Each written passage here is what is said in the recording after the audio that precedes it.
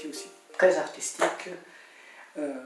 Tu as plein de projets qui courent en même temps. Tout à fait. Oui.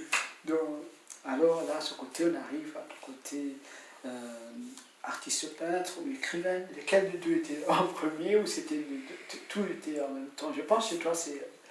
Il y a tout. Il y a tout. C'est comme une sauce. Oui. Vous savez, quand tu mets des ingrédients, Exact. on ne peut plus les retirer. Donc moi, je suis un tout. Voilà. Et donc, je suis une femme... Oui.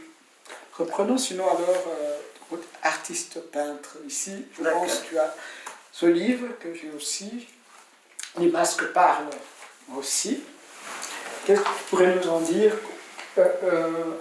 ton inspiration, etc., pour arriver à aboutir à ce livre? J'ai commencé à peindre il y a une vingtaine d'années par hasard. Donc j'ai pris un bout de fusain et j'ai commencé à peindre. C'était un masque. Et puis je l'ai arrêté de peindre pendant 2-3 ans, puis j'ai repris et c'est vraiment les masques qui m'inspirent. Toutes les cultures, toutes les sociétés ont des masques, que ce soit en Europe, en Occident, que ce soit dans le présent ou le passé. Le masque est propre à l'homme. Il est vrai que j'ai commencé avec les masques d'origine africaine et c'était, j'ai envie de dire, c'était comme si mes mains étaient animées par le souffle des ancêtres. Parce que je n'ai pas beaucoup grandi au Mali et je n'avais jamais assisté à une sortie de masque. Je crois que la première fois de ma vie que j'ai fait ça, c'était il y a 2-3 ans. Je ne savais même pas ce que c'était. Et donc, du coup, j'étais fascinée par ces masques que j'ai commencé à peindre. Les masques, ce n'est pas n'importe quoi, ce sont des médiums, ils portent des messages, ils sont des figures titulaires d'un passé, d'un présent, d'un avenir. Et donc, je peins des masques, je peins à l'huile, hein, des masques beaucoup d'Afrique, d'Amérique, d'Asie, d'Europe. Et l'inspiration, elle vient, je m'inspire de masques réels ou imaginaires, et même quand j'imagine, ils existent. Ce masque-là, par exemple, je l'ai imaginé, mais il existe. On m'a dit, vous savez, tel symbole signifie cela, tel symbole signifie... Tout a une signification. Donc même quand j'invente, ça a une signification. Et donc, voilà, j'ai commencé à exposer, j'ai fait beaucoup d'expositions, mais je ne voulais pas vendre mes tableaux. Et les gens me disaient, mais enfin, pourquoi tu ne veux pas vendre? Écoutez, je ne sais pas. Mais je n'arrivais pas à m'en séparer. Et puis un jour, je dis, écoutez, je ne sais pas, je saurai le jour où les masques parleront, parce que les masques parlent aussi. Et j'ai bien fait parce que j'ai attendu, et donc j'ai pu faire ce livre d'art-poésie, qui est un livre, qui est un voyage à la rencontre de l'art visuel et de la poésie, puisque chaque tableau est accompagné d'une poésie, parce que je suis aussi poète, je fais aussi de la poésie. Et donc ce livre est né, qui était un beau livre d'art, j'en rêvais d'avoir un beau livre d'art qu'on ne peut mettre que sur sa table de chevet, ou la bibliothèque, on ne sait pas la cacher en tout cas. Il a eu beaucoup de succès. Beaucoup de succès, et ça continue, et c'est assez étrange parce qu'aujourd'hui, ben, voilà, on est dans le monde des masques. Hein. Oui. Partout, on retrouve partout. Non, mais il y a d'autres masques aujourd'hui qu'on porte. Oui, c'est exactement avec le Covid. Avec le Covid, les masques parlent aussi. Et donc, c'est vrai que maintenant, depuis 1 an ou 2, j'ai décidé de me mettre vraiment dans le monde de l'art et de vendre mes tableaux. Et donc aujourd'hui, il y a beaucoup de personnes qui sont en train d'avoir un retour aux sources, une recherche identitaire. On est dans une logique où on est très proche de soi, et donc on est vrai. Et donc, dorénavant, j'ai l'ambition d'être sur le marché de l'art et de pouvoir enfin faire partir mes masques, mes tableaux qui ont l'occasion, en tout cas, de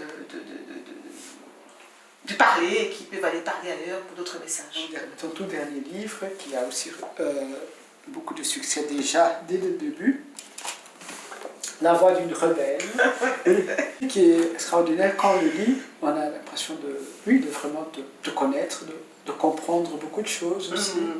C'est vrai que, bon, ce livre, c'est mon tout dernier livre. Quand j'ai quitté la politique, parce que je suis partie de la politique, j'ai décidé de partir de la politique. C'était mon choix. Un choix, comme je dis, pour être au plus proche de ce que je suis, de ce que je veux, de ce que je vaux.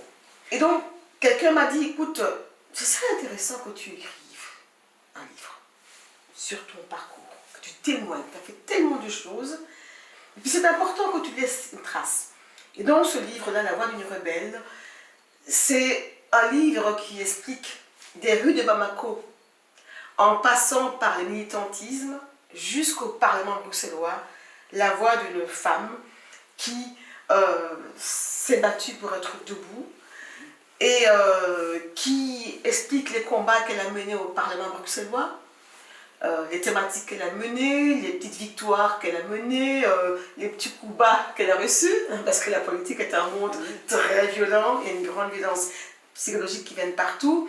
Et donc, je voulais montrer vraiment ce que c'est, ce parcours-là. Et aussi, parce que vous savez, tout passe, hein, les gens oublient beaucoup de choses. Et s'il y a bien une chose qui manque, qui a beaucoup manqué dans notre continent africain, nos racines, c'est l'écrit. L'écrit, les traces qu'on laisse. D'ailleurs, on dit toujours, d'après Amadou Hampâté-Bâ, chaque vieillard qui meurt en Afrique est une bibliothèque qui brûle. Et donc, laisser des traces, c'est laisser un témoin pour les générations futures. Parce que moi, j'estime que je suis une génération qui est venue ici étudier, qui est restée, et que de combats ont été menés. Et aujourd'hui, il y a des jeunes qui sont nés et grandis ici, qui sont confrontés au même combat, mais qui ont parfois l'impression qu'ils ont tout inventé. qui s'oublient qu'il y a avant eux tout un chemin qui a été balisé par d'autres. Pour qu'ils puissent en arriver. Voilà. Et il ne faut jamais oublier ça. Et donc moi, je voulais donc laisser ma petite trace, et puis parce que pour moi, l'écriture est une arme de construction massive, et je voulais aussi apporter ma contribution, et je voulais aussi montrer que tout est possible. Être, comme disent aujourd'hui beaucoup de jeunes, aussi un modèle, inspiré, dire qu'on peut résister, qu'on peut être debout. Et surtout, ce livre est un plaidoyer pour la liberté, pour la dignité, pour le pouvoir de dire non. Dire non quand ça ne va pas, être debout, c'est fondamental. Moi, je préfère mourir debout que vivre à genoux. Et donc, c'est aussi ça, c'est dire non. Et ça, c'est important aujourd'hui de le dire, quoi. C'est un très beau message, vraiment, pour les générations futures. Et puis les gens s'imaginent qu'ils oublient parfois que quand quelqu'un est arrivé à un endroit, il a dû traverser tellement d'obstacles, tellement de difficultés. Les gens mettent souvent en avant que ce qui va bien. Mais ils ne disent pas, vous savez, il y a plein de choses qui n'allaient pas. Mais l'échec n'est jamais l'échec. L'échec, c'est une pierre qu'on met devant toi, non pas pour t'arrêter, mais pour grimper dessus, pour voir plus loin. Et donc, chaque fois qu'il y a quelque chose qui est un obstacle, c'est qu'il y a autre chose qui t'attend. Et c'est un espoir positif, un message que je vais lancer.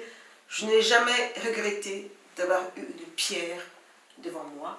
Je ne l'ai pas contournée, je me suis mise dessus, j'ai regardé, et j'ai attendu, et j'ai vu, et j'ai attrapé la chance.